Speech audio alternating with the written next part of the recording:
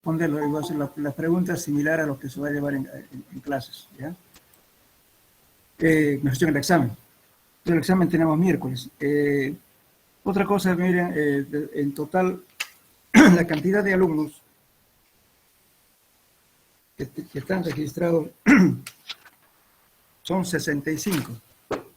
De 65 solamente asisten 24 hasta ahora. Todas las clases son lo mismo. Por favor, yo no voy a tolerar que los exámenes, si me sacaron 0, 0, se lo voy a poner. Yo no, a mí me conocen, yo no pregunto quién es o qué hijo de quién, lo que sea. Yo se lo pongo las notas que saca. Así que por favor, esmérense. Todo lo que tengan que preguntar, pregunten las dudas que tienen. Hemos hecho ya ejercicios ya ilustrativos y lo lamentable es que no asisten a clases. Como no lo toman las notas, están acostumbrados a que parecen, no sé, güey, lamentablemente, me van a disculpar que el día lunes a primera hora alguien les llame la atención, no a todos, por favor. No todos están en la misma bolsa. Este problema, ¿no es cierto?, de irregularidad, de incumplimiento, de mentiras, de todo, es una formación que estamos llevando en esta generación de ustedes, lamentablemente. Eso viene de todas las esferas gubernamentales, jurídicas, de todo. Una corrupción sin ninguna ética de nada. Personas que han perdido sus valores para poder estudiar están coqueando, tomando su trago. No, realmente la generación actual, yo soy padre, abuelo, pues, no sé, a veces me siento mal, hasta me da vergüenza reclamar la atención y hablar de esto. Muchos creen que uno es contrario político, no se trata de contrarios políticos. Yo he estado en diferentes situaciones políticas de todos los gobiernos, el MNR, la UDP, la ADN, qué sé yo, de todos los partidos políticos. A mí, independiente de eso. Mi obligación a mí como docente es tratar, digamos, de dar ciertos valores, algo de cumplimiento y la enseñanza, lo poco que uno aprende en la vida. Pero la gente no aprovecha en absoluto. Están acostumbrados a valerse de los matones, o reclamar, a hacer su huelga, o hacer ese tipo de cosas. Porque ustedes no se olviden que están formándose como profesionales. No quisiera ver a ustedes un día, aunque ninguna profesión denigra nada, no quisiera verlos pues de choferes, o de, qué sé yo, de tramitadores de documentos, o muchos abogados que hacen lo mismo. ¿No es cierto? Lo único que llegan a ser tramitadores si no llegan a un juicio importante. Eso es porque no van a formación. Igualmente nuestra casera ofrece lo mismo. Hay mucha gente dedicada a otros negocios, no ejercen la profesión, no ejercen ni un día su profesión. Entonces, ¿para qué pierden su tiempo? Hagan, mejor, sean conscientes, no se engañen. No engañen a sus padres, no engañen a algunos que son casados, viven ya independientes, pero no engañen ni a su pareja, pues. Muchos tienen hijos. La actitud que toman, creen los vivos, y no son los vivos. Y son los que fregan después a todos los sistemas en nuestro país. La corrupción, las componendas. Han visto la corrupción actual en estas etapas, fíjense. ¿Qué somos nosotros? Hay instituciones internacionales que estudian, por ejemplo, digamos, de toda la corrupción a nivel nacional, en todas las esferas. No estoy diciendo, hasta en las universidades lo mismo.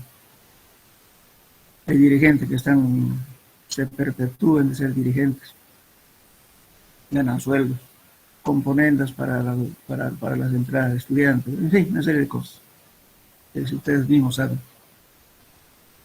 Entonces eso se llama, no sé qué cosa, corrupción a nivel nacional. Ustedes son la generación del futuro.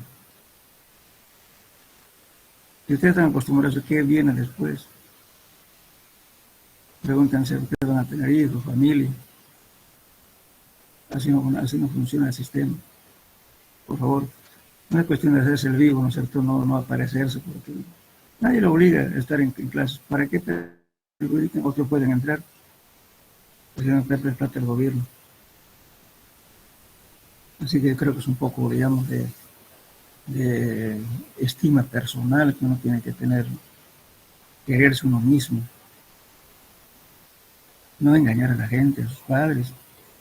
Mira, hasta ahorita son 25 alumnos de los 65 alumnos, faltan 40 alumnos. ¿Qué les parece? Mire, estamos ya hablando de 7:38 minutos. En la anterior clase dijimos que a las 7 íbamos a entrar.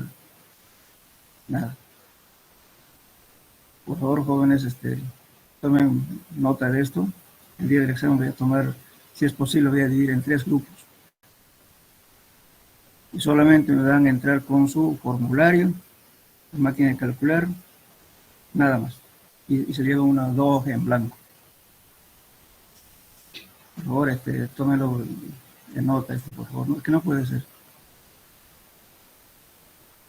Ingeniero, disculpe, salió un comunicado de que hoy no tenía que haber clase, sí, y quizás por eso los compañeros se confiaron, digo, ¿no? Se unieron y quizás eso pasó hoy día, ¿no? ¿A qué se debe? Justamente me dijo tengo una hija que estudia en domicilio civil, me dijo de que había no sé qué, una tolerancia, algo así. ¿A qué se debe?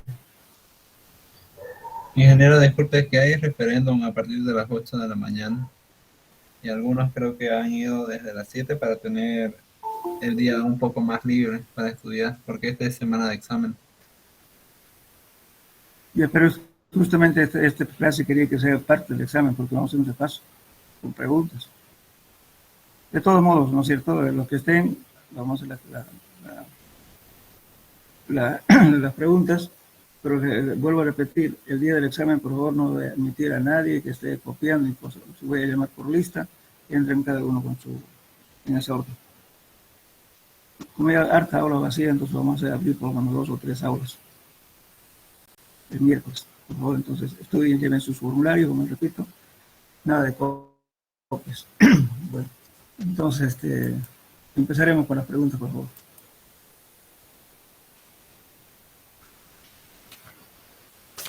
Bien.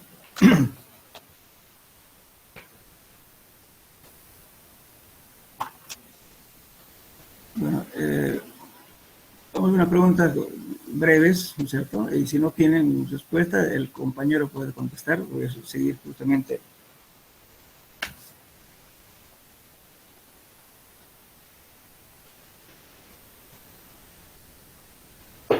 Ahí vamos a tomar lista, a ver, en forma rápida, por favor.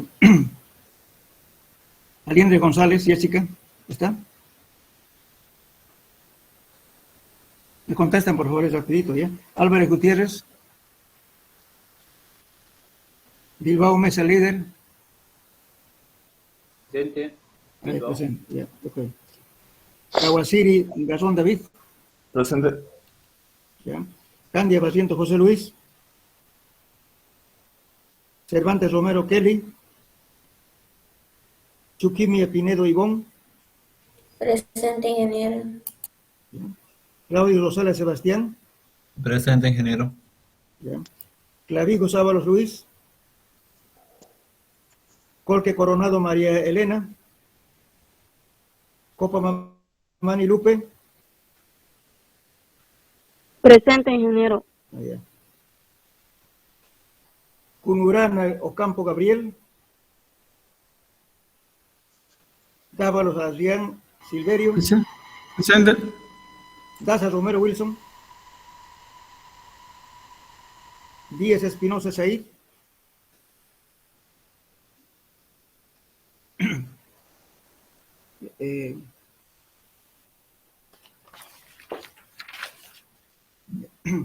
Durán Bustillos John.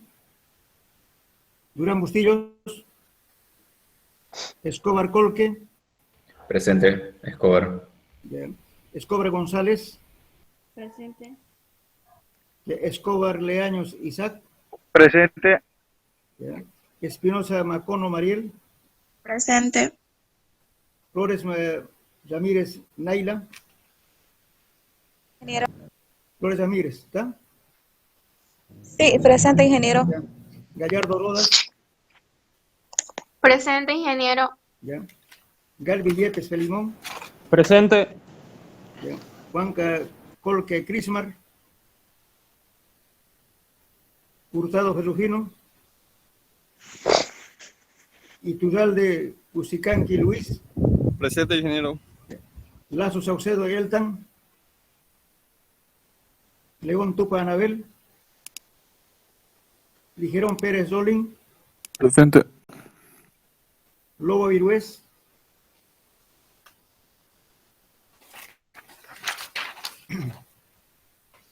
Mamani Calle.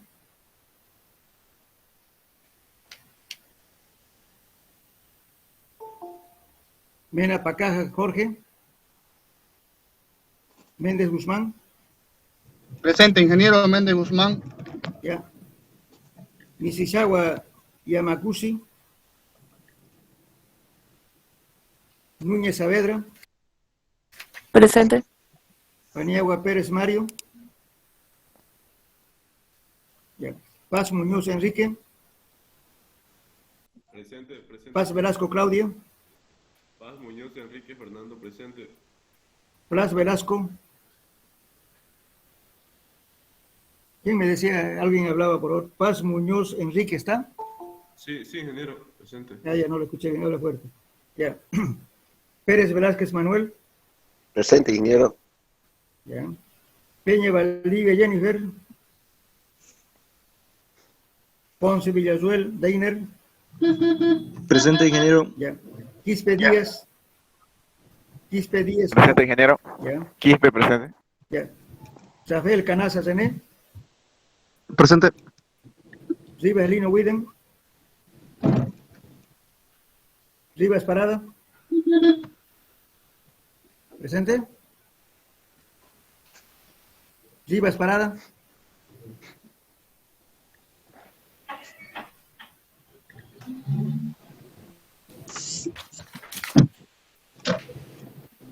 Dobles Campos. Presente, Robles, ingeniero. Ya. Locha Argote. Presente, ingeniero. Rodas Hinojosa David. Rodríguez López Roger. Rojas Arce Belín. Presente. Ya. Román Áñez Daniel. Saludo Quispe Charrón. Seña Urquizo Marisol. Solís Benavides Neri. Suárez Paniagua Lucila. Torres Tipa Karen. Rosico Céspedes Cristian. Vaca Lines Roberto. Vargas Encinas Pablo Marcos. Velasco Montalbán José. Villalba Comacusi. Warnes López Luis. Zamora Carvajal Juan. Ceballos Presente, ingeniero. Freddy. Zamora está. Sí, ingeniero, Hola. estoy presente. Ya. Ceballos Gutiérrez.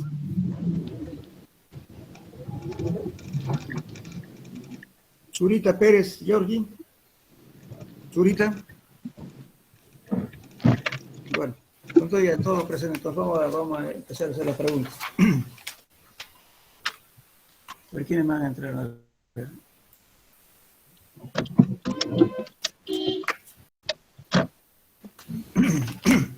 Solís.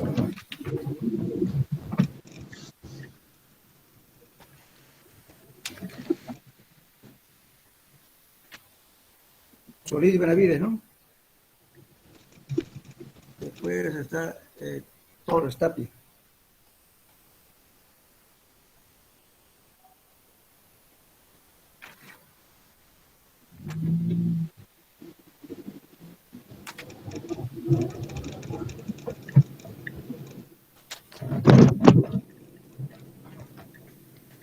Bueno, entonces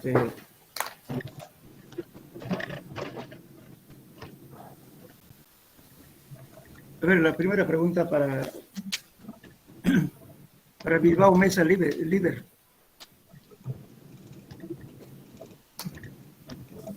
¿Me escuchan, no? Por favor.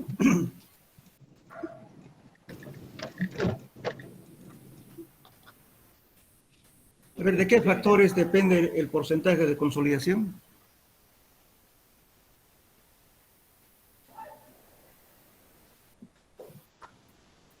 Hola, ¿me escuchan? Bilbao Mesa. Liber.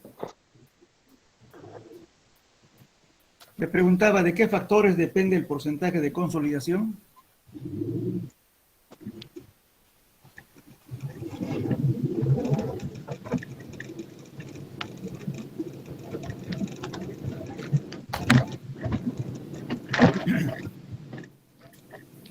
Ingeniero, ¿puedo responder yo? ¿Perdón? ¿Puedo responder yo? Entonces ya le puse el tercero. Ya, estaba preguntando a Bilbao.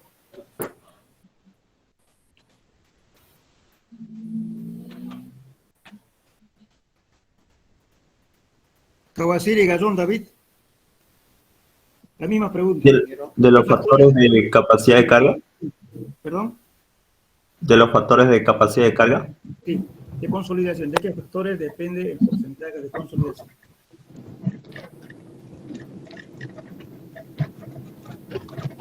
¿Qué influye para que se produzca el porcentaje de consolidación?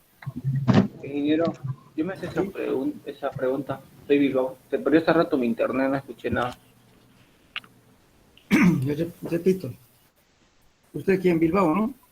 Sí, Bilbao. Ya. Bilbao. Bilbao Le preguntaba, ¿de qué factores depende el porcentaje de consolidación? Es el primer tema que hemos llevado. Factores de consolidación.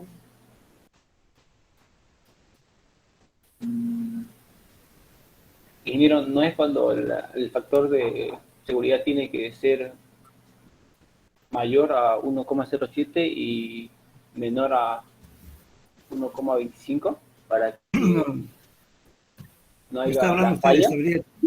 Está hablando de estabilidad de talud, eso no va nada que ver, eso es otro tema, no hemos llevado todo ese tema.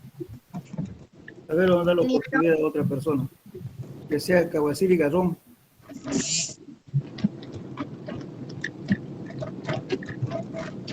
Kawasiri. ¿Sí, ingeniero? Le preguntaba, ¿de qué factores depende el porcentaje de consolidación? Bueno, pensé que era de los factores de capacidad de carga. No, estamos hablando de consolidación, no estamos hablando de capacidad de carga. De consolidación, el primer tema. Yo se lo puedo Ingeniero, yo me la sé la respuesta, ¿la puedo decir? A ver, ¿cómo se llama usted? Gallardo. Gallardo, claro, ¿por qué no? Gallardo. Ya, el porcentaje de consolidación depende de 4 factores.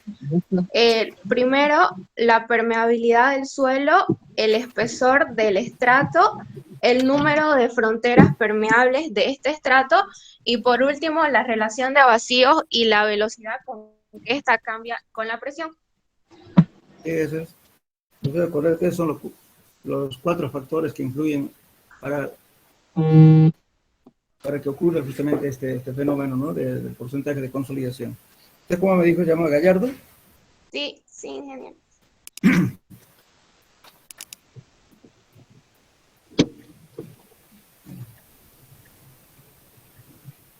Ya. Entonces, otra pregunta.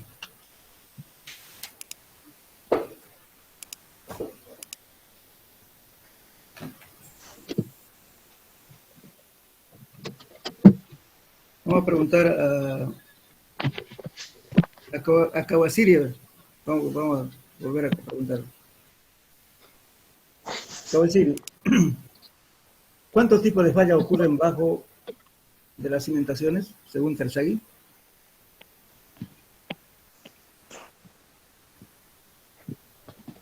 La falla por corte general, la falla por corte local y por punzamiento, si no me equivoco. Por funcionamiento, ya. La falla por corte local, ¿cuándo ocurre? ¿En qué tipo de suelos? Pucha. No. Me faltaría eso argumentar, pero no lo sé. Ya. Bien, su prueba está correcta, pero sin embargo vamos a aclarar lo siguiente. Las fallas por corte general generalmente ocurre en arenas densas, cuando los suelos están compactos, ¿no es cierto? Y arcillas rígidas. Pero siempre es muy importante saber los datos para que usted considere en qué tipo de corte va a estar. Entonces, saber los datos, ¿no es cierto? Si usted hace un SPT, ¿cuántos golpes dio? Entonces, si los golpes son altos, entonces ahí está entonces justamente, ¿no es cierto?, de general. Y la falla por corte local se da en suelos relativamente blandos. Arenas sueltas, arenas poco compactas y arcillas también, ¿no es cierto? No son arcillas de consistencia media o consistencia blanda. Yeah. A ver, pregunta para Chuquimia Pinedo.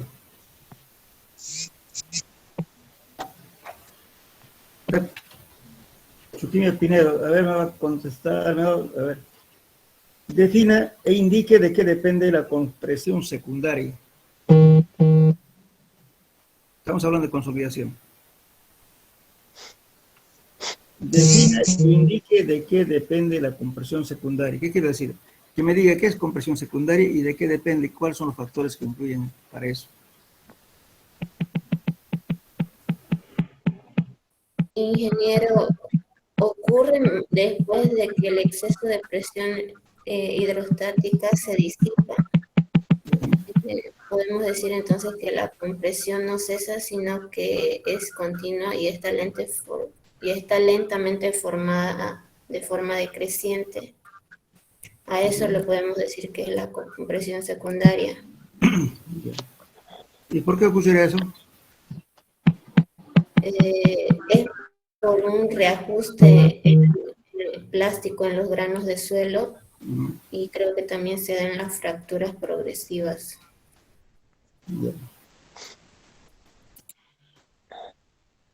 Y ahora vamos a preguntar a Claudio Rosales.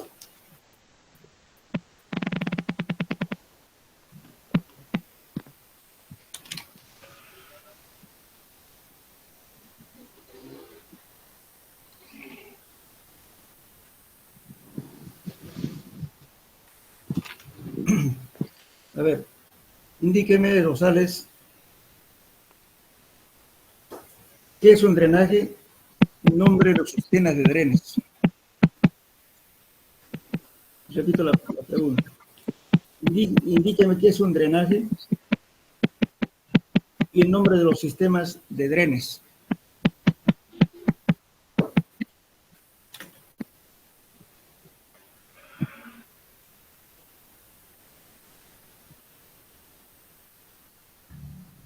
¿Me escuchó, Rosales, la pregunta? Sí, ingeniero. No recuerdo la pregunta, disculpe.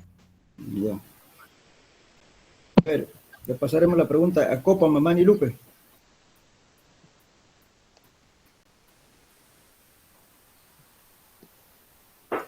Hola. ¿Está Lupe? La pregunta es la siguiente. Indique qué es un drenaje y nombre los sistemas de drenes.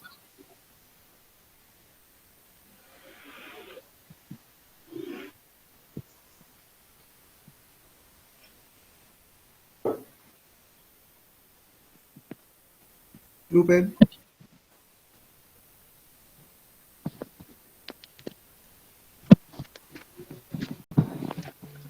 Entonces pasaremos a otra pregunta. Dávalos Asdián. ¿Me escucha, Dávalos? Sí, le escucho. Ya, les repito la pregunta. Indique qué es un drenaje y nombre los sistemas de drenes. O los tipos de drenes, si quiere, que es lo mismo.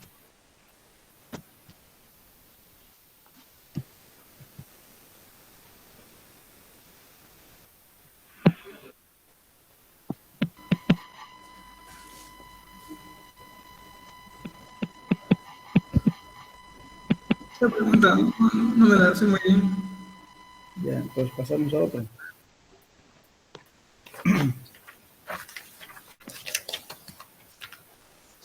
A ver, la pregunta va a ser para Escobar Leaños Isaac.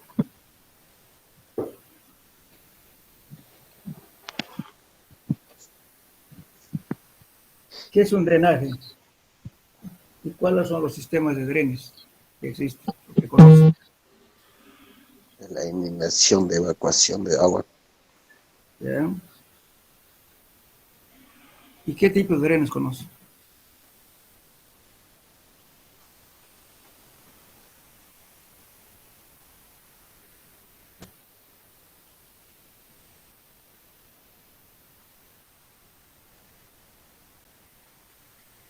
Bueno, para complementar la pregunta, ya lo que dijo está bien, ¿no? Un dren es un sistema, ¿no es cierto?, de evacuación de agua. Eso sí es correcto. Pero los drenes pueden ser abiertos, drenes cerrados, drenes de manto, pozos profundos, pueden ser los pozos verticales, como también pueden ser horizontales. Y también tenemos pozos de pequeños diámetros, conocidos como well point.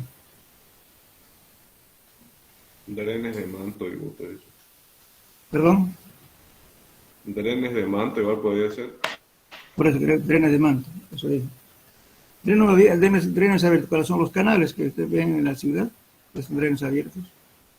Los drenes abiertos pueden ser, o sea, drenes abiertos pueden ser definitivos, que se hacen justamente canales como hormigón o cualquier revestimiento. Otros canales pueden ser, por ejemplo, ¿no es cierto?, que no sean recubiertos, pueden ser provisionales, dependiendo de la duración del dren. Por ejemplo, las cunetas en los caminos que se hacen son canales triangulares, ¿no es cierto?, que se hace con la pala, y es un sistema de dren abierto. Drenes cerrados son las alcantarillas, los sistemas de alcantarillado fluvial, etcétera, ¿no es cierto?, que tenemos en la ciudad. Ahora tenemos drenes en pozos profundos. ¿Cuándo se utiliza drenes profundos?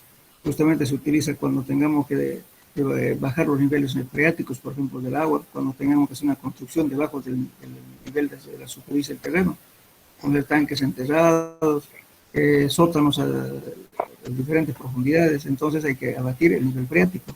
Entonces, ¿qué hacemos? Tenemos que colocar pozos verticales, ¿no es cierto?, para poner una bomba y abatir el nivel, para poder trabajar si el nivel freático está muy alto.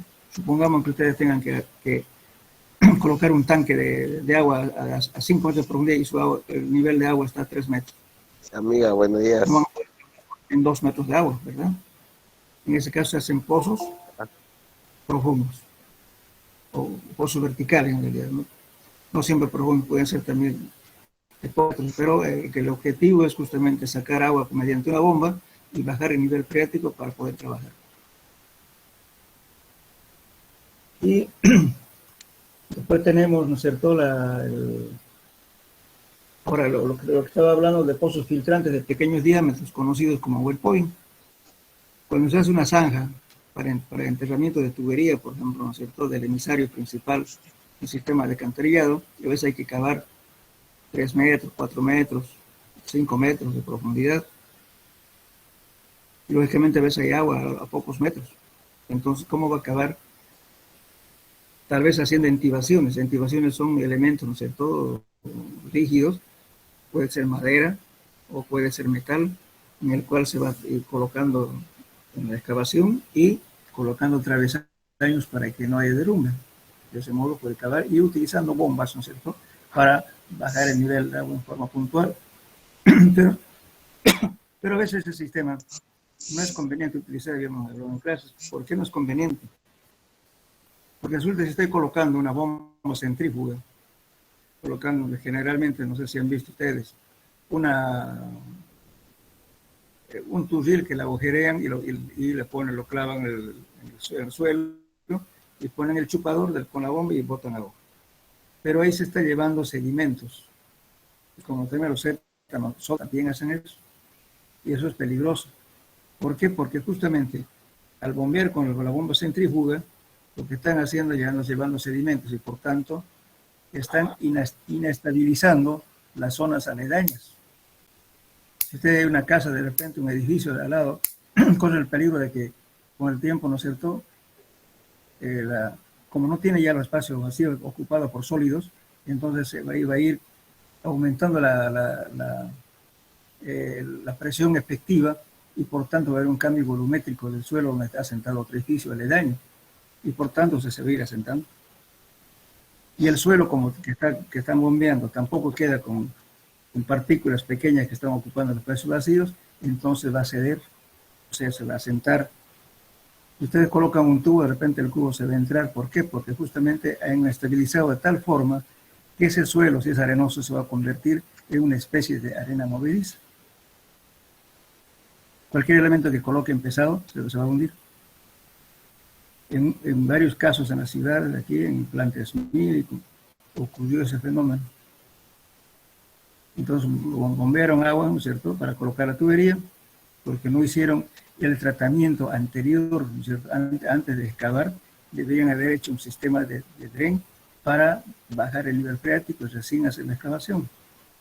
Resulta que después de hacer la excavación, recién ponen el entibado, y al colocar el entibado, ¿qué están haciendo? Están utilizando bombas y la bomba está llevando sedimento. Y por tanto el suelo queda inestable. En cambio, con este sistema de well point, es colocar tubos ranurados, utilizando sistemas de perforación, y se coloca el tubo, o en su defecto con presión de agua que se llama un chiflón. ¿El chiflón qué es? Aumentar, ¿no es cierto?, de una bomba centrífuga, la punta del well point está casi cerrado, por tanto, con la presión que esté metiendo con la bomba, con la presión que tiene el chorro de agua, va excavando y el tubo va entrando. Eso va a depender mucho, por eso, de qué tipo de suelo es. Entonces, una vez clavado el tubo hasta la profundidad requerida, se colocan los conectores encima, ¿no es cierto?, en serie, y con una sola bomba va a bombear de varios pozos. Entonces baja el nivel freático. Ahí abatimiento de nivel. Entonces trabaja ahí, cuando ya no hay agua, lógicamente coloca su tubo, o sea, no se está llevando sedimentos, agua limpia lo que está bombeando. Por tanto, no hay peligro. Entonces, una vez que colocan la tubería, pues, no solamente en la tubería, también este sistema se emplea para sótanos. Hay empresas, ¿no es cierto?, que alquilan ahorita los well point para bajar los niveles para que hagan los sótanos. Entonces están bombeando permanentemente agua limpia para no desestabilizar los edificios aledaños que están en la zona de construcción. Están botando agua limpia. Cuando botan agua limpia no pasa nada. Pero el problema es cuando empiezan a botar agua con sedimento. Ese es el problema. Entonces, una vez terminado el trabajo que están haciendo, ya no bombean más, pero sí me el trabajo terminado, impermeabilizado la parte lateral de la estructura, también la parte de la losa, digamos, de fondo, y entonces ya no hay problema. Lo único que tienen que tener cuidado es también tomar en cuenta de la supresión. ¿Quién me puede decir qué es supresión? Usted mismo, a ver, estábamos con la pregunta con... ¿Quién estaba contestando la pregunta? Hola. Escobar, ¿no? Ya. Escobar, a ver. Sobre la misma pregunta, ¿no es cierto? Acuérdese. ¿Qué es supresión?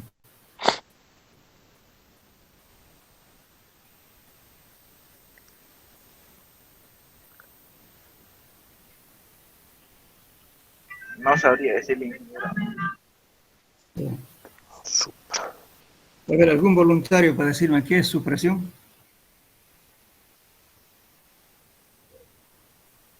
A ver, Escobar Colque, ¿qué es supresión?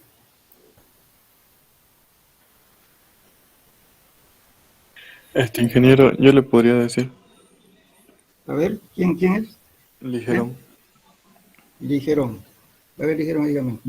Es cuando el agua, el nivel freático está en una estructura actuando, genera una presión, digamos, por la fuerza de empuje.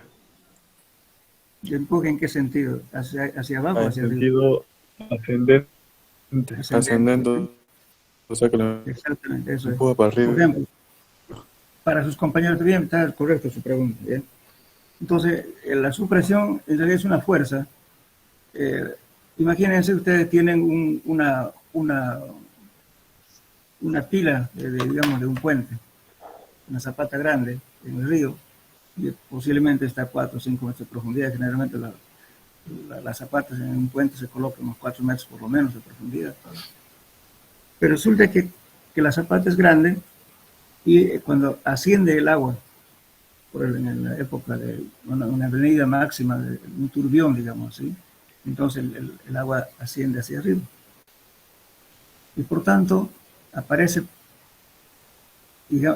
justamente un empuje, ¿no es cierto? Una presión que hace el agua por la altura, o sea, el peso específico multiplicado por la altura, es la presión que está ejerciendo en la zapata de abajo. La sumatoria de todas esas presiones, ¿no es cierto? Hay un componente vertical. Eso le estamos llamando supresión. Es una fuerza. Si esa fuerza, ¿no es cierto?, de la sumatoria de todos los empujes en toda el área de la zapata, va a ser más grande que el peso de la superestructura, que en este caso es la losa del puente, la columna, o sea, la pila y la misma zapata. Si esas fuerzas no tienen ese peso, ¿qué va a pasar? Va a causar un levantamiento del puente. Se va a elevar. Al elevarse, ¿qué ocurre? Viene el empuje del agua y lo vuelca al puente.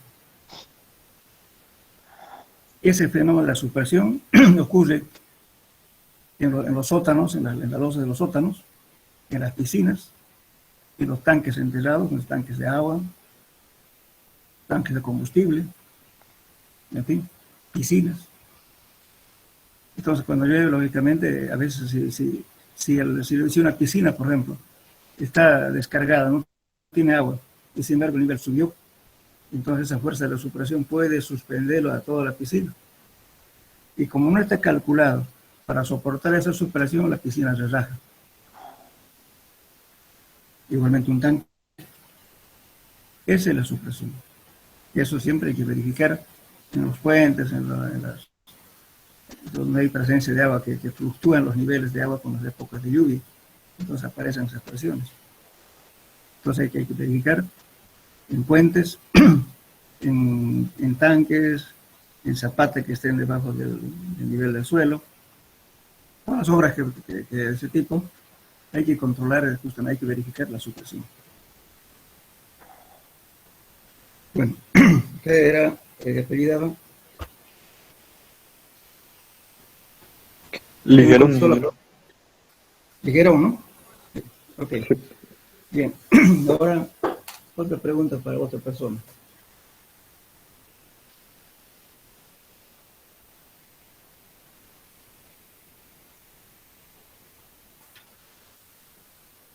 A ver, ¿para qué sirve la ecuación de Forchheimer y en qué caso se aplica en filtraciones?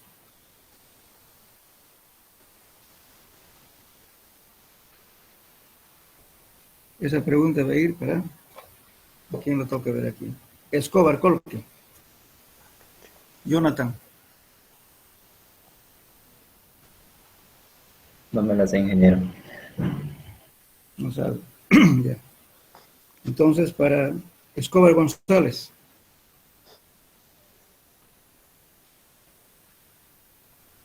¿Me escucha, González?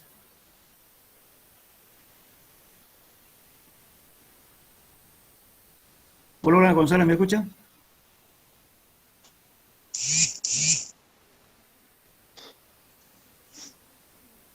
La pregunta que le hice al joven, contéstame.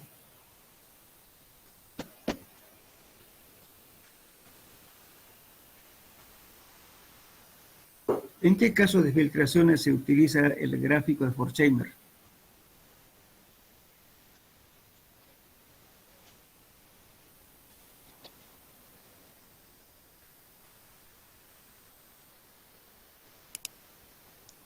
Si no sabe, diga para que pasemos a preguntar a otro.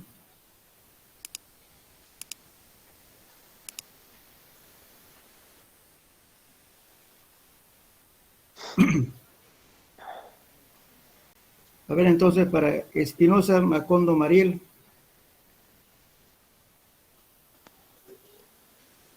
¿Me escuchan? Sí, ingeniero, no me sé la respuesta. Vamos a ver.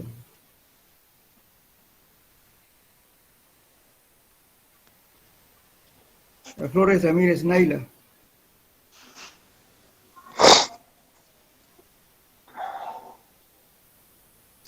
Está Naila, ¿no? La respuesta. La pregunta era, el gráfico de Horkheimer, ¿para qué se utiliza? Contésteme, de repente no me entienden la pregunta. El gráfico de Horkheimer, ¿para qué se utiliza? ¿Para qué nos sirve?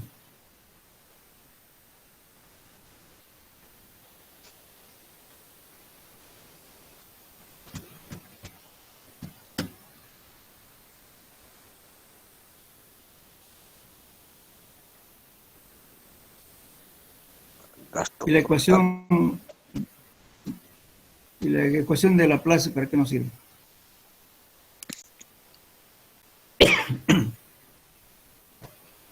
Ingeniero, ¿dijo ecuación de Balasto? No. De Horkheimer. El otro es de Laplace. O sea, la Ingeniero, ecuación de Laplace. Sí, yo me la sé la de Horkheimer. ¿Puedo contestar? ya, claro. ¿Qué se llama usted? Gallardo. Gallardo. Ya. Gasto total de la red. Conteste, Gallardo. El procedimiento gráfico de Horkheimer sirve para solucionar las filtraciones y es aplicable a cualquier problema de flujo uniforme en 2 dimensiones. Sí. Exactamente, es el gráfico que más se emplea para calcular filtraciones, ¿no es cierto? El gráfico de Horkheimer es más práctico y más utilizado. En cambio, la ecuación de Laplace es una ecuación que nos permite con exactitud determinar las filtraciones, pero sin embargo solamente son empleados en suelos homogéneos. Si tenemos ya un terreno estratificado, ya no nos sirve ese método. Entonces ahí aplicamos Horkheimer.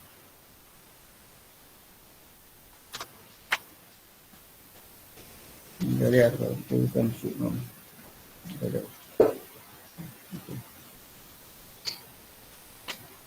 Bien, otra pregunta.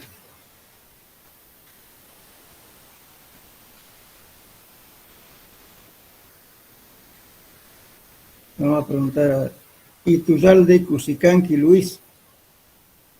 ¿Iturralde está? Sí, ingeniero. Pregunta para usted. Explíqueme qué es una red de flujo.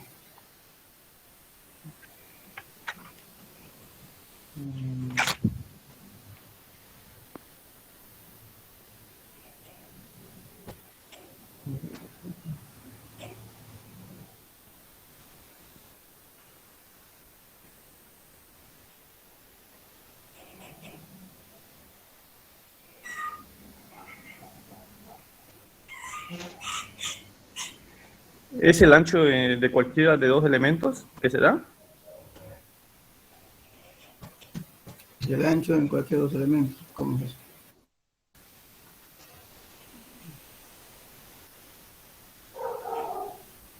Usted es Iturralde, ¿no? Sí. A ver, aclárame, a ver, en su lenguaje común, dígame, ¿qué es lo que quiere decir? O sea, yo pienso que es la distancia en que los separa de dos Más o menos por ahí me da una idea, pero no es lo correcto. A ver, vamos a darle esa misma pregunta a Galvis Yepes.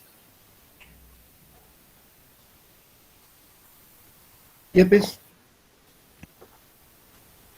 ¿quién tiene por red de flujo? No me la sé, ingeniero. Yo le respondo, ingeniero. Ponce. Ponce, ya. Red de flujo es yo lo entiendo que es el flujo de agua en un suelo saturado. Ya. Es. Bueno, lógicamente, para que haya filtración, la primera condición es que el suelo tiene que estar saturado. ¿Pero qué es una red de flujo? Viene a ser, o sea, el camino que toma el agua que para filtrarse en ese suelo. Eso se llama línea de flujo. ¿Y la red es el conjunto de todas las líneas entonces?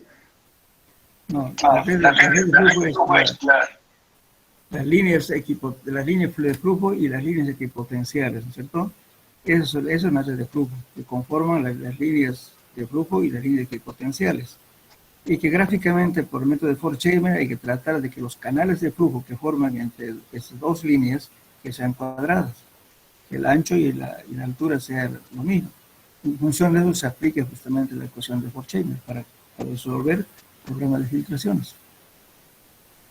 Lógicamente que en un suelo, y el suelo no está saturado, no hay flujo. Hay espacio vacío, por tanto no hay flujo. Entonces la primera condición para que haya flujo en un suelo tiene que estar saturado.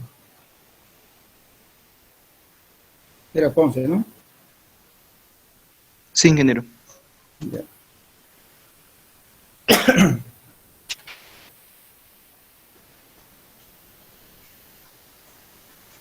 A ver, aquí vamos a preguntar a Quispe Díaz, Marcos Joel.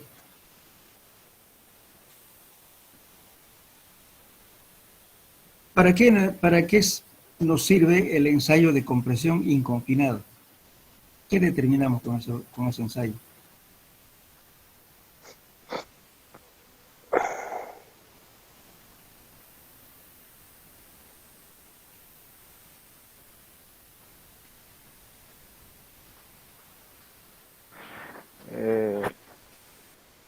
Mediante ese ensayo podemos determinar lo que es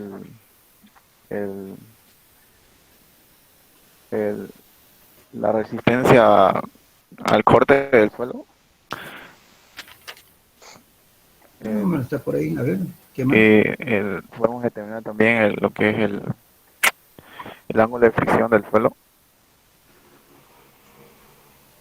No, está equivocado. A ver, usted era Quispe, ¿no?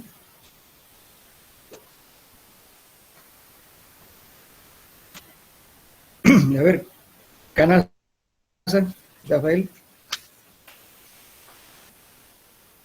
No me acuerdo, dijo. ¿Para qué sirve el ensayo de compresión inconfinado? ¿Qué nos determina?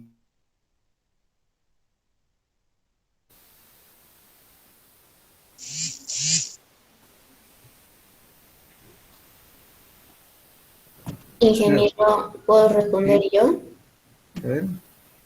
El ensayo de presión inconfinada usualmente se realiza para lo que son determinar los parámetros de resistencia al suelo, tanto para hacer la cohesión y también lo que se determina es la resistencia a la compresión axial de deformación, creo. Sí. Para eso. ¿Y para qué tipo de suelo se emplea este método? Creo que son suelos combinados con arcilla, según recuerdo. Bueno, lo que dice ¿usted qué apellido? Chuquimia. Que tienen un cierto grado de plasticidad del suelo, según recuerdo el ensayo.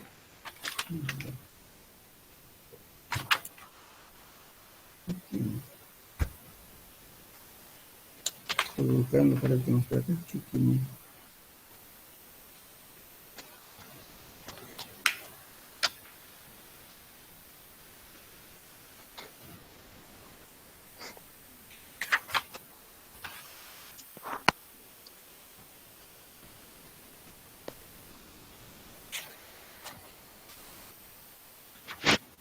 Usted está inscrito, señorita. Mire, Chuquimia no está en mi lista.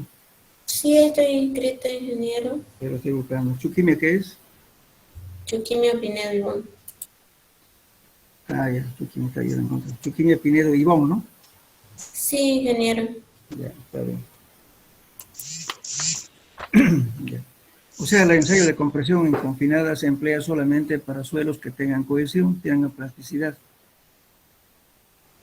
Puede ser una arcilla, puede ser arcilla con limo o arcilla con arena, pero siempre que tenga plasticidad. Y eso nos permite determinar lo que decía ella, es la resistencia a compresión de un suelo. Cuando ese valor lo dividimos entre 2, podemos considerar que es el valor de la cohesión. Y si lo dividimos en un factor de seguridad al Q sub U, que es la capacidad última, ¿no es cierto?, de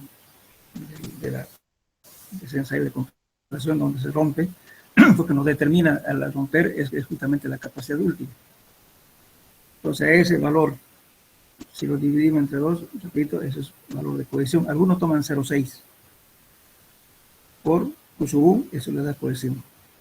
Y nos permite determinar el Q sub U es la capacidad de resistencia a compresión última. Si eso afectamos por un factor de seguridad, eso nos da el Q admisible, cuánto nos soporta el suelo, qué presión nos puede aguantar, qué carga. Bien. Referido a esa pregunta, vamos a preguntarle aquí a nuestro amigo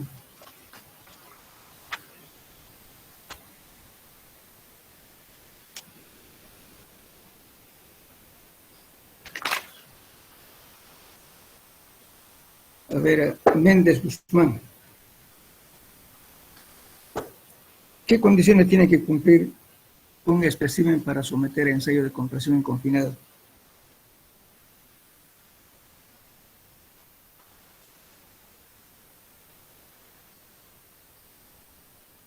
Hola, ¿me escucha Méndez Guzmán? Aníbal. ¿Me escucha entrecortado, ingeniero?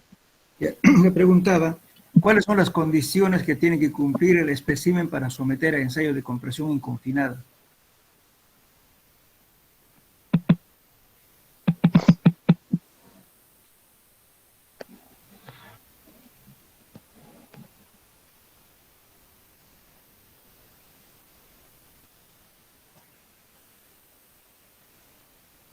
Hola, ¿me escuchan?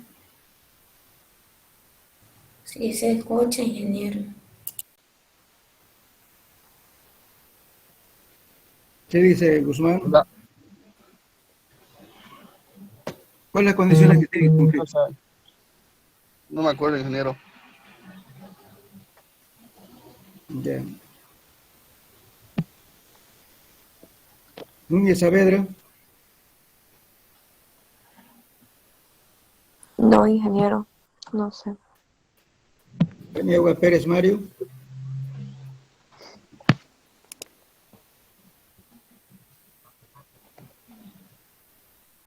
Bien, ya que no saben 3 o 4. Bueno, la primera condición que tiene que cumplir es que la deformación, ¿no es cierto?, cuando estamos aplicando la carga, no se debe deformar en más del 20% con relación a la altura. Uno. No puede ser muy esbelto, ¿por qué? Porque habría el fenómeno del pandeo. Tampoco debería ser muy corto, ¿no es cierto?, muy chico el espécimen, porque cumpliría con la línea de corte. Entonces, normalmente, las condiciones mínimas de que debe cumplir es que el diámetro, la altura del espécimen tiene que estar comprendido entre 2 y 2.5. ¿Qué quiere decir eso? 2.5, o sea, la altura tiene que ser entre 2 veces el diámetro o a 2.5 veces el diámetro. Es la primera condición que tiene que cumplir. Y además no debe cumplir, no debe tener una deformación mayor, el achicamiento mayor del 20%, que no nos sirve el ensayo, por suelo muy blando. Si lo hacemos muy alto, ¿qué va a ocurrir? Va a haber el fenómeno del pandeo. O sea, cuando aplico una compresión, ¿no es cierto?, entonces el espécimen se va a doblar. Entonces no nos va a permitir medir la deformación.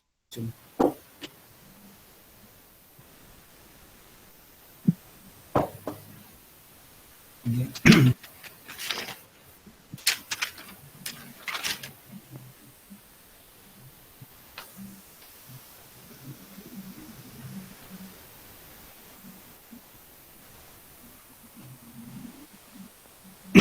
A ver,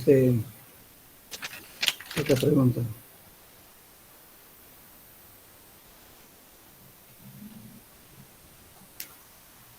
Esta pregunta sería para Paz Muñoz Enrique.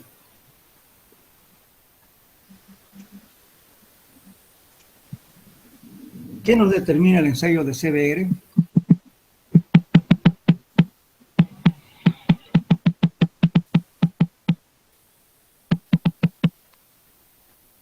Hola.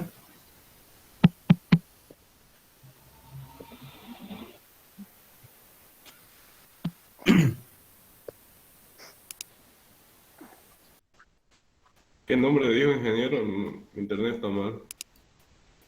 Perdón. ¿Qué nombre dijo? Disculpe. A ver, estamos preguntando a Paz Muñoz Enrique, ¿está? Sí, ingeniero. Es que está atento. A ver, Paz Muñoz, respóndame. La pregunta, estábamos en... Ensayo de CBR. ¿Qué quiero decir? ¿Qué nos determina el ensayo de CBR? Era eso. ¿Para qué hacemos el ensayo de CBR y para qué nos sirve el ensayo de CBR?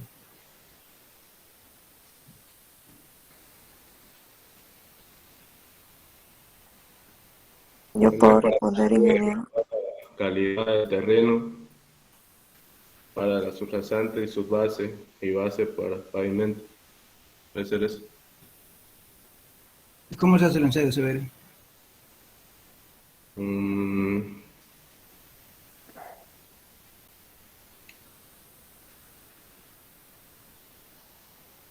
A ver, ¿cómo podría ser?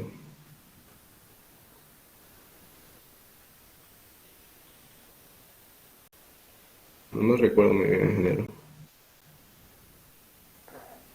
Ingeniero, ¿Alguna ¿puedo responder? pregunta por ahí? ¿Quién era? Méndez.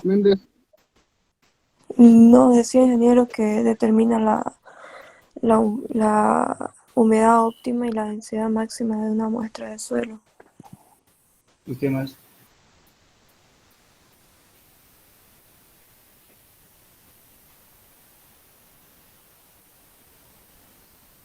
Ya para poder elaborar el resumen PBR primero se debe realizar el ensayo de Proctor. Bueno, la pregunta era que nos determinaba el ensayo de CBR, ¿verdad? No determina la resistencia de un suelo. Exactamente, eso es.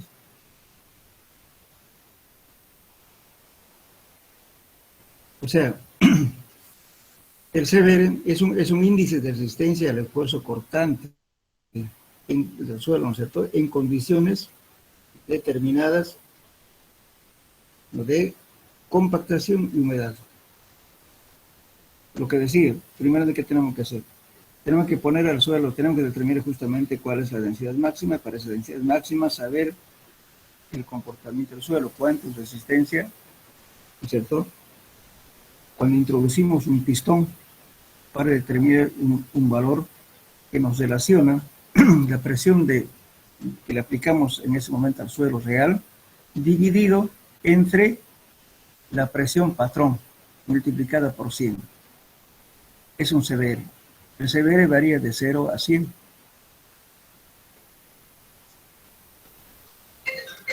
Entonces, el CBR, una palabra, podemos indicar, es un índice de resistencia al esfuerzo cortante en condiciones determinadas de compactación y humedad, y se expresa en porcentaje de la carga necesaria para introducir un pistón de sección circular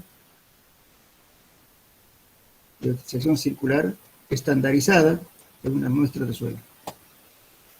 ¿Y para qué nos sirve?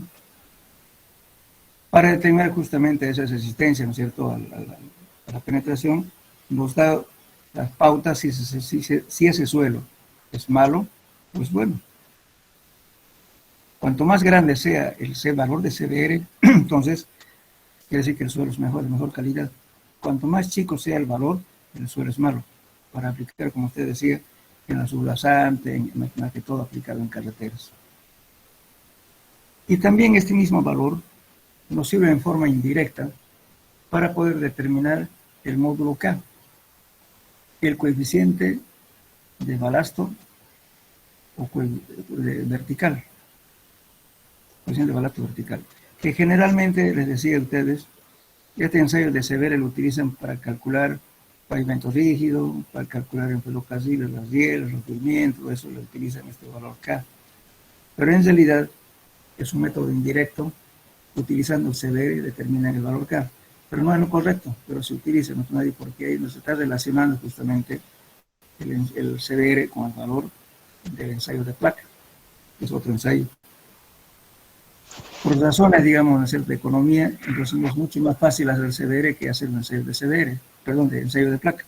Entonces por eso se utiliza este ensayo, pero no es lo correcto. Lo correcto es hacer el ensayo de placa para determinar K, el coeficiente de balasto vertical, y también horizontal, porque hay dos, el módulo de acción vertical y horizontal.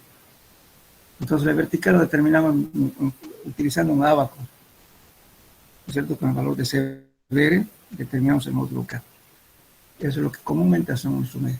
Y a nivel nacional, ¿por qué? Porque justamente hacer el ensayo de placa para determinar K, o sea, el coeficiente de balasto, es más caro, lleva más tiempo. Entonces, por eso prefieren hacer el Severe. Entonces, el Severe es un valor muy importante para evaluar la calidad del suelo, ¿no es cierto?, la resistencia, el esfuerzo cortante. Severe, entonces, necesariamente para hacer un valor, digamos, ¿cierto? Pues valga la oportunidad un poquito para ampliar este tema. Hay mucha gente que, no sé, que no tienen concepto de qué es lo que es un Severe. Si estamos haciendo, por ejemplo, un camino cualquiera, y estamos haciendo sondeos, en ese sondeo le puede dar un suelo, digamos, por así decir, un suelo A4, o que generalmente utilizamos en carretera el sistema Aston, A2-4, ¿no? Pero sin embargo, el índice del grupo tiene que ser 0. Pero si tiene algo de plasticidad, entonces el comportamiento del suelo no es el mismo. Porque le digo, el otro día tuve una experiencia con un colega que no lo conozco, no sé de dónde vino, pero tenía una idea muy vaga. Para poder determinar un Severe real, necesariamente tenemos que hacer un ensayo del suelo con el cual estamos trabajando. Como datos referenciales, en los libros existen, en los libros especializados existen. Por ejemplo, por así decirlo, un número. El Severe para un suelo A240 o A250 varía entre 10 a 30. Pero el tipo dice, bueno, hágame un sondeo, solamente dígame el suelo y voy a tomar los valores con la tabla. Entonces, eso no indica nada. Porque ¿qué valor va a tomar? 10, 15, 20, 25, 30, ¿qué valor va a tomar?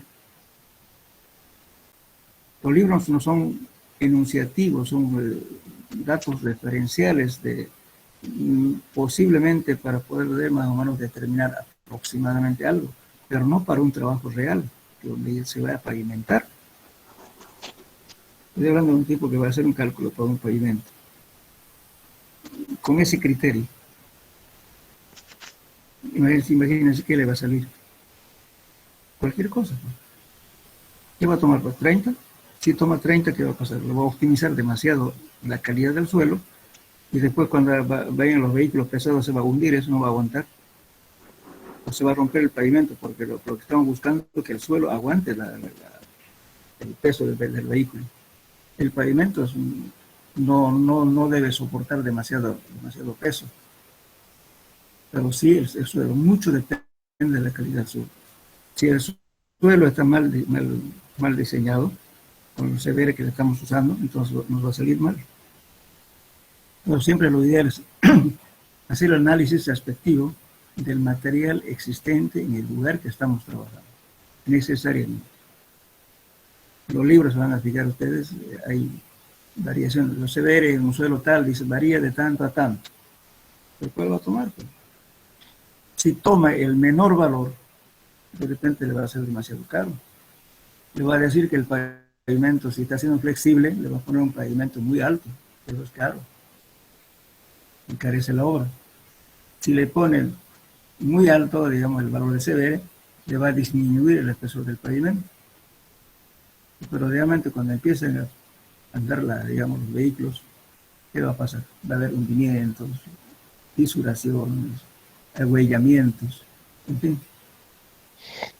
Y después recién va a decir, bueno, no estaba hecho lo correcto. Por eso siempre es conveniente hacer CBR del suelo con el cual se va a trabajar en forma real. Lo que existen libros son, repito, son referenciales. Hay gente que tiene ese criterio. Estoy diciendo, a mí me extrañó, no sé. Pero no era de la Gabriela. No sé dónde. Quiero una consulta, disculpe. Bueno, por donde yo arriba hay un camino que es muy transitado, ripiado le dicen, ¿no? Y se puede decir que ya está bien compactado y todo. Bueno, recién lo estaban pavimentando, a 3 cuadras de acá. Y parece, no sé si le habrán hecho un CBR y como ya han pasado tantos autos por ahí, habría esa necesidad de hacerle, porque ya está bien compactado y ya no es que es muy transitado. Bien transitado y recién lo están pavimentando. Por ejemplo, si van a pavimentar sobre eso, habría que comprobar si realmente, ¿no es cierto?, la compactación está adecuada y se hace el CBR en situ.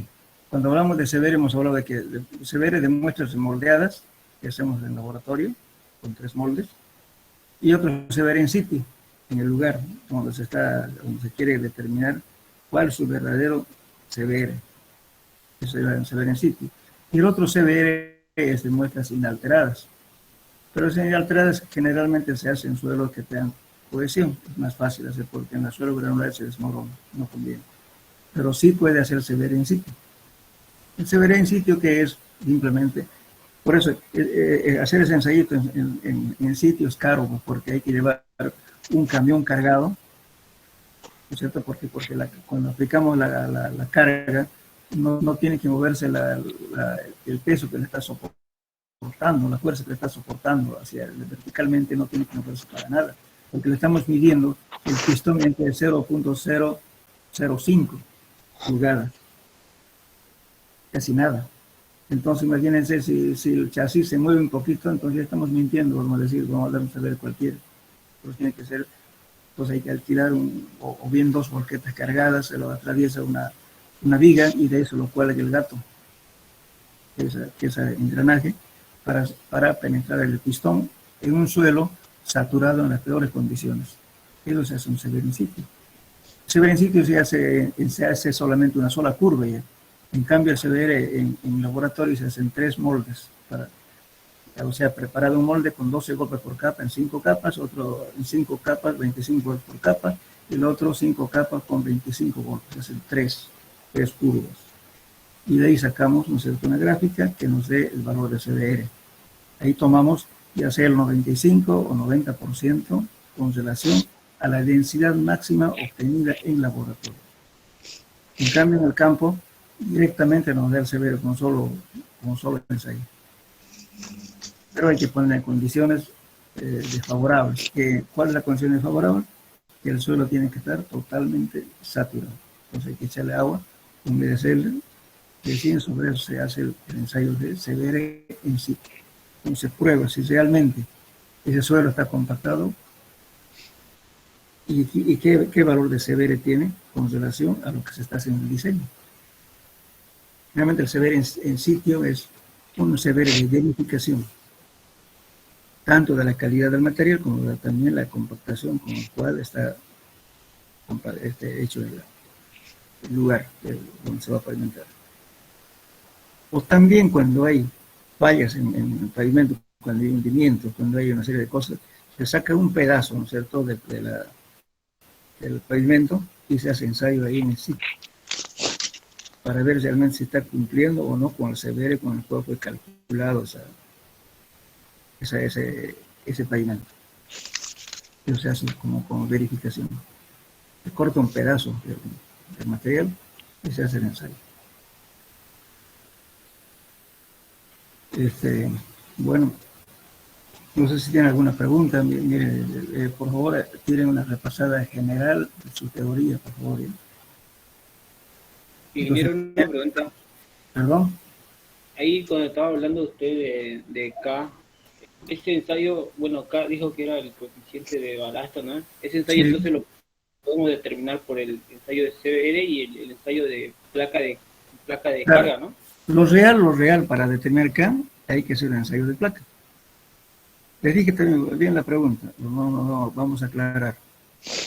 Cuando hacemos el ensayo de placa, es exclusivamente para determinar, tienen dos objetivos. Podemos determinar el coeficiente de balasto, ¿no es cierto?, para edificios.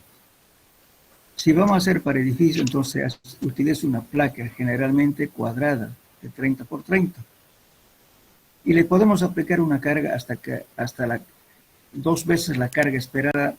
Supongamos que se hace una vivienda o un edificio y tienen la columna, por así decirlo, 60 o 80 toneladas, dividida entre la zapata que está cargando ahí. Usted puede determinar la presión con la cual está aplicada. Entonces va cargando de a poco, ¿no es cierto?, para ir viendo el comportamiento del suelo, si realmente va a soportar al doble de la carga que estamos la carga de servicio, se llama la carga con la cual otro el edificio. Entonces esa carga hay que duplicar. Si me está llegando una presión de 2 kilos por centímetro cuadrado, tengo que cargar hasta 4. Algunas veces esa carga se rompe antes de llegar a lo requerido, la carga de servicio, entonces el suelo va a fallar. Esa es una forma de determinar la resistencia, la compresión real del suelo, cómo va a trabajar. Pero a la vez nos permite determinar el coeficiente de balasto. El módulo K, para edificio, vuelvo a repetir, se utiliza una placa cuadrada, generalmente 30 por 30. En cambio, para carreteras, se utiliza con una deformación de 0.05 pulgadas de penetración o una placa circular. La placa circular grande, ¿no es cierto?, es de 32 pulgadas, creo, si no me recuerdo, un diámetro grande. Para eso está hecho las ecuaciones para determinar el K.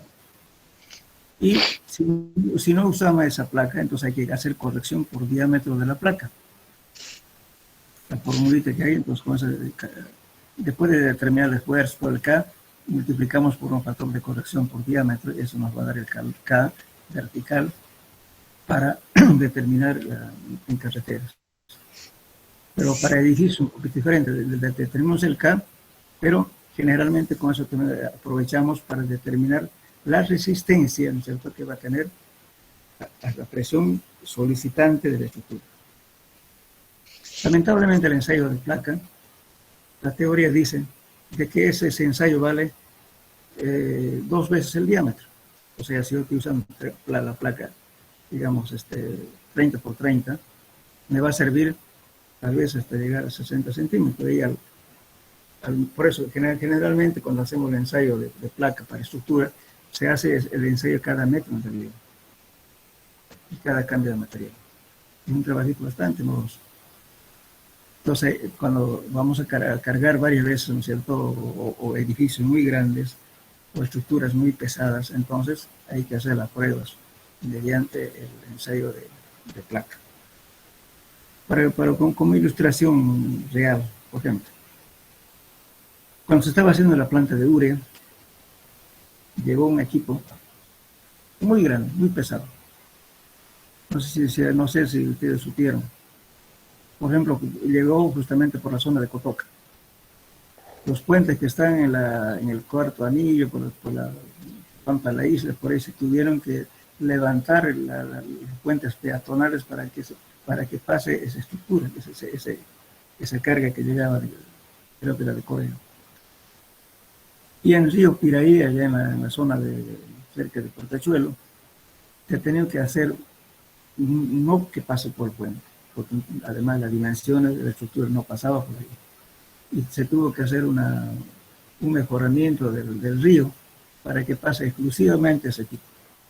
Y así, y cuando llega la planta, se determinó justamente, nosotros hicimos los ensayos de placa para ver si realmente ese suelo que estaba compactado, que estaba hecho, va a aguantar o no va a aguantar justamente a este equipamiento que estaba yendo.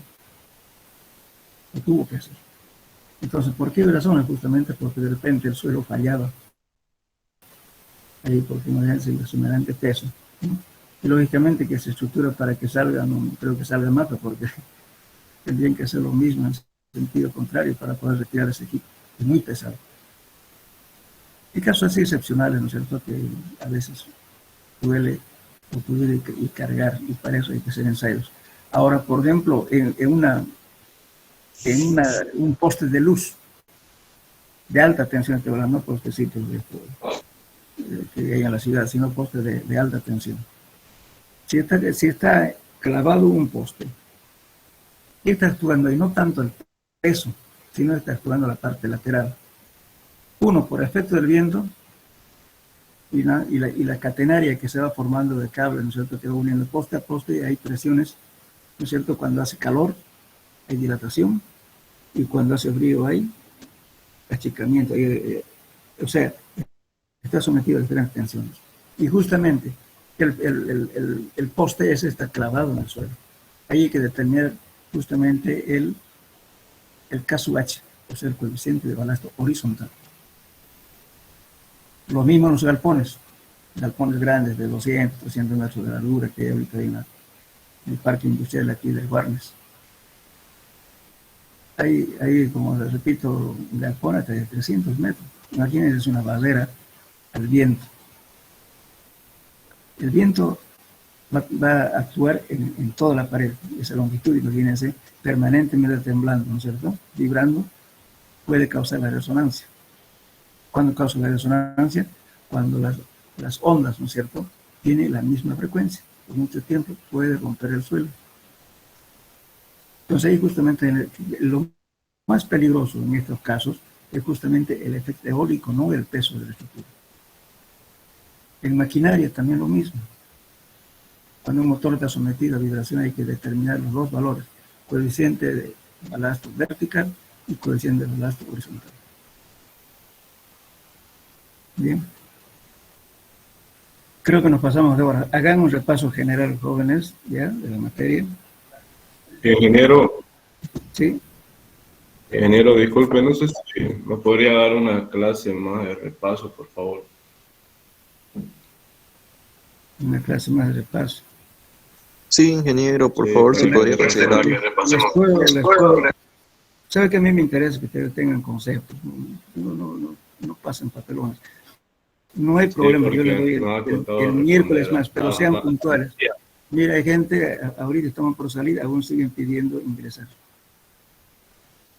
Nos daremos el día miércoles para que todos estemos, ¿qué les parece? A las 7:15 en punto. 15 minutos de tolerancia, nada más. El otro miércoles, entonces, el examen, ingeniero. Claro, lo postergamos el próximo miércoles. El 1 vamos a pasar clase y así el otro parte. Si no, estamos atrasados. No hay problema. Está bien, ingeniero. Gracias. Lean. La pregunta que hacía por lista, contesten. Si no saben, pásenlo. El no saber no es pecado. El no querer saber, eso es pecado. Pero bueno, entonces, para la próxima clase lean y así vamos a hacer preguntas puntuales para que ustedes también tengan concepto de lo que es de la materia. No radica solamente es un problema y pasar por pasar. ¿Ya? No hay problema, la próxima clase también se pasamos, no hay inconveniente. Bueno, quedamos acá entonces. Gracias, ingeniero. Muchas gracias, ingeniero. Hasta luego.